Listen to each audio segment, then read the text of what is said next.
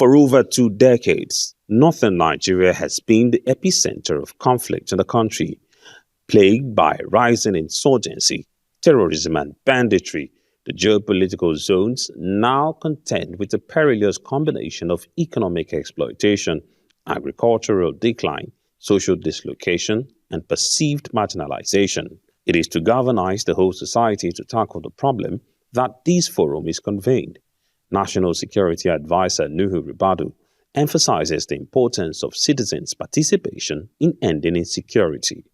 Lasting peace cannot be achieved by security agencies alone. It requires the active engagement and commitment of communities. Traditional and religious leaders, civil society, youth groups, women's organizations, the private sector, development partners, and international organizations. This is the essence of the whole of society approach. As part of the solution, several groups have advocated that the government legalize the possession of arms for self-defense.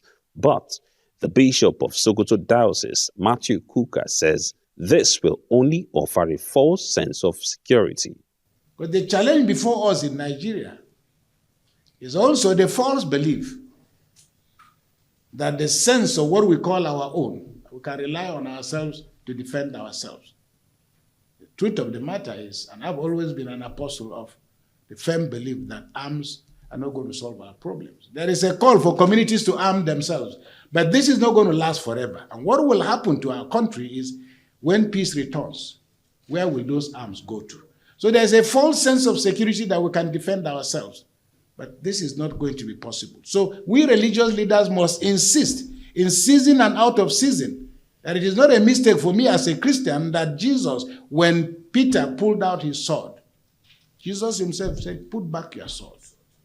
Addressing issues of religious intolerance, the Sultan of Sokoto says contrary to beliefs, Islam abhors extremism.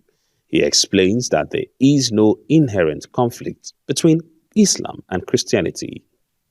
So anybody come and tell you that Islam said you should do this, you should kill this, you should kill that, look into the Holy Scripture and say, what was said before it, what was said after it. And that's just it.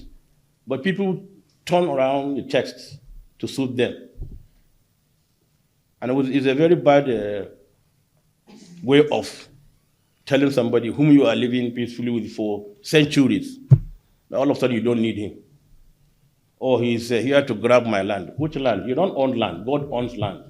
Other recommendations at the dialogue include good governance, enhancement of the criminal justice system, and economic development.